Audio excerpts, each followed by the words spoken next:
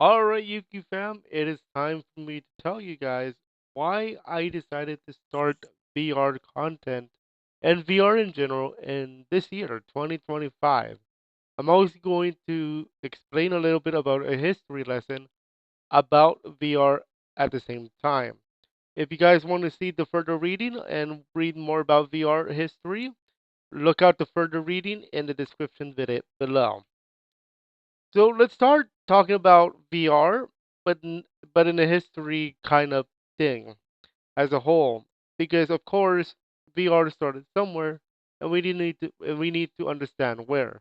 So if you guys want to read more, the further reading is in the description below. 1935, Stanley Weinblum released a book called Polygon's Spectacles, which is a science fiction story where the story's main character wears a pair of goggles which transports that character into a fictional world. Well, with VR today, that's exactly what it sounds like. In 1956, the first VR machine was created, which was called the Sensorama, made by cinematographer Morton Heelig. The machine com- the machine combined all the senses with 3D video. It was dubbed the cinema of the future, and there were six short films made for it. In 1965, a CS computer scientist Ivan Sutherland presented a vision called the ultimate display. It's a paper. The concept presented was where users would use an HMD to replicate reality, which allows users to interact with objects. This vision would become a blueprint that would become VR, where in VR we interact with objects and players. So like in the Quest. And here's a quote from Mr. Ivan. He says, "The ultimate display would of course be a room in within which the computer can control the existence of matter. A chair displayed in such a room would be good enough to sit in. Handcuffs displayed in such a room would be confining, and a bullet displayed in such a room would be fatal. With appropriate programming such as a display could literally be the wonderland into which Alice walked." That's from the paper and from Ivan. And then, speaking of Ivan, 1968, the first real VR headset was created by pioneer Ivan Sutherland and a student, Bob Spurl, both in the United States. It was called the Sword of Damocles in Utah. Now there's a lot of things that happened after that, but I want to fast forward to 1989 in the same article where we start into the whole gaming aspect. In 1989, Scott Foster founded a company called Crystal River Engineering Incorporated after being getting a contract from NASA. What happened there was a simulation in VR for astronauts. In addition, at the same time, Mattel releases what they call the Power Glove, which was meant to be used for the Nintendo Entertainment System or NES, but was not able to take off since it was difficult to use. But at the same time, it was the first major step for gaming at the time. From 1990 to 1995, trials for VR in the gaming scene was going on, including VR arcade machines, Sega attempting to make their own, and trials for Nintendo. But a lack of support at the time did not allow for VR to take off yet in the gaming scene, but it was a step forward to where we are. From 1997 to 2012, systems in VR were being made including for war scenarios, as well as Google Street View in 2007. And then comes the main person in our story in terms of history, Palmer Luckey, who was an 18-year-old entrepreneur who started a path toward what is now the Oculus Rift headset in 2010, which in 2012 did a Kickstarter for 2.8 million when he raised 2.8 million on Kickstarter in 2012. 2014 to 2017, thanks to this, from Lucky, the momentum of VR shifted as companies like Facebook and more started making VR products. And by 2017, there were over three companies doing it, like HTC Vive. There's the MetaQuest now, and then there's Apple doing it. But of course, Apple is being expensive, $3,000. I'm like, Okay, that's your history lesson. Now it's time to go back to us. Why wait until 2025? VR started 2014 to 2017. Well, here's my mindset back in 2017. VR in my mind was still quote unquote a baby in the gaming space. Not much out there to start, unlike something like buying a PS3 and a PS4 since PlayStation is established and VR in terms of gaming is the new kid on the block. Because back then, VR development was still a thing, new thing, and most of the time it would take a while to do so. Now, of course, nowadays you have the Unity Asset Store giving you here's your free VR toolkit, if you will. Well, it's not free; it's $25, but you get my point. Gaming at the time was still focused on the established brands like Nintendo, Sony, Microsoft, Xbox, PlayStation, and Nintendo. It was still new for something like Facebook and Meta, where at the time Facebook was still focused on the streaming space on their platform. Oh yes, that was the thing. Oh yeah, and that's why I don't stream on Facebook anymore as much because they stopped supporting that thing. Anyway, the VR effects on players and studies on VR users still needs to be studied even today. Even today, studies are still going on. If you guys want a further video to watch, my Phantom Sense VR Sensations video, the science of Phantom Sense, in the description or in my playlist of this article. Would it take off? Would it be successful? We know the answer now, but back then we would have to wait and see. This is why on YouTube I was still focused on traditional gaming, like Mario and the tutorials, and not thinking about VR in 2017. Now it's time to talk about what made me pull the trigger, and this is where it's going to be recency biased.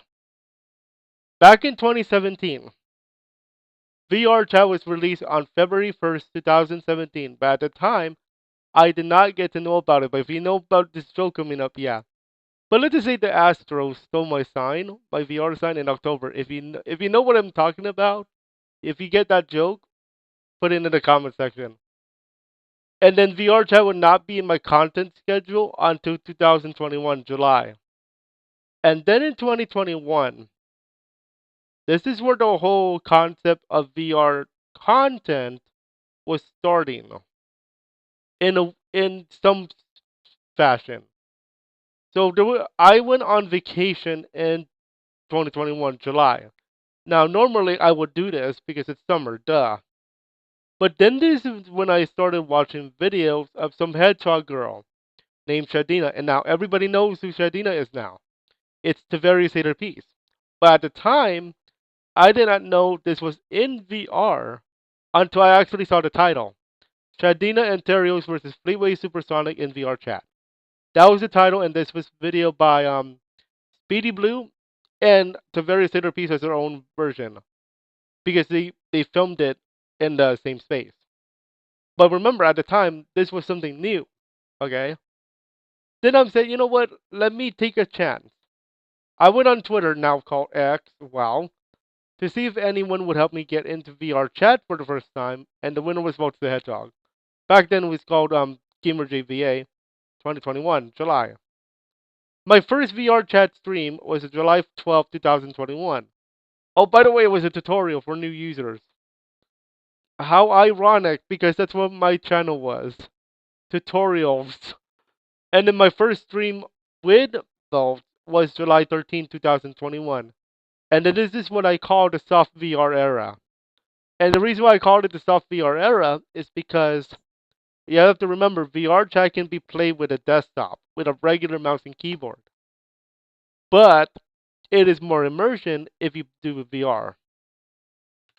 So why 2025 for VR, the road to real VR? 2024 is when it started. So I started thinking about getting a MetaQuest 3S back in September. I decided, you know what, MetaQuest 3S, because this is a cheaper option at the time, and right now it's like 350. It's expensive, but it's cheaper than the alternative at that current moment. VR has come a long way since its concept for gaming. Then I was thinking about it for October last year as a birthday gift, but did not have enough. Well, I had enough for the thing, for the headset, but at the same time, I want to wait until I get accessories. Then Christmas came along. I got enough for that now, and I deferred 97% of that. Yes, please do not get angry for me when using that word deferred. Because if you know where this is coming from in the sports world, yeah. So 2025, this year, so January 23rd, excuse me, I bought the MetaQuest 3S officially, and it arrived on the same day. Thank you, deals. Thank you, discounts. Oh, and thank you, Amazon Prime. I forgot. Sunday, January 26th, this past Sunday, was our live opening during the Grand Mall Simulator and charity event, which still happens. This is the last week for that charity event, by the way. The first VR chat stream, or VR stream in general, is to be announced. The first game I played, Walkabout Mini Golf. Why not? If you guys want a further reading or further video to watch on the top 10 games for VR beginners, I have a video for you guys. Check that out. If you guys are interested in learning what games you should play to start. But you know what then this meant? The VR world was finally opened. Literally. So my thoughts so far, minus the accessories. We're not going to talk about accessories. No, I just got one, the Kiwi K4 head strap, because the plastic, the one that comes with,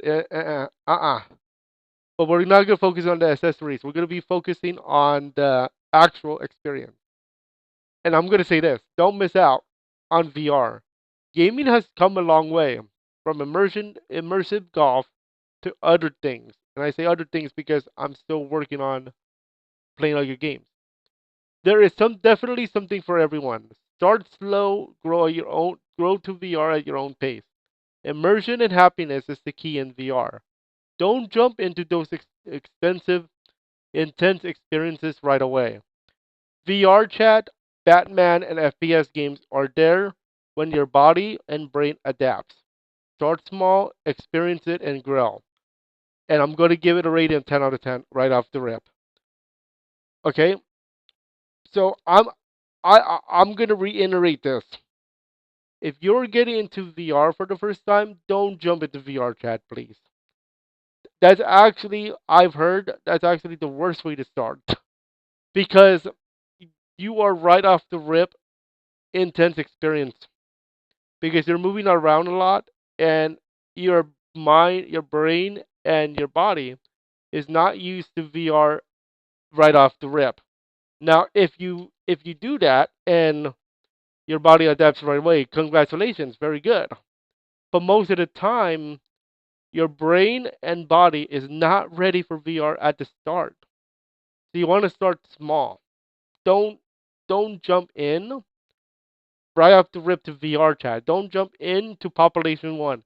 Don't jump into FPS games. Those are moderate experiences. I would start something small, something you can sit down and play literally in VR without moving. And then once you get used to it, then you can start building up. But overall experience, please don't miss out. It's actually pretty fun if you know what game you're playing. So the question of the day is this: how did you start your VR journey? Was it a good start? Was it a mid start? Or it's something to get improved on? And something else to consider: if you started VR, what was your first game? Was it Walkabout Mini Golf? Was it something like Population 1? Was it something like Gorilla Tag? Let me know in the comments below. I would love to understand your VR journey. And that is our commentary for today. We'll see you on our next commentary video tomorrow for the official January 2025 data review. You don't want to miss that because there's a lot of cool stuff that I discovered based on our audience here. So, I bid you a very pleasant, good VR experience to you all. Enjoy.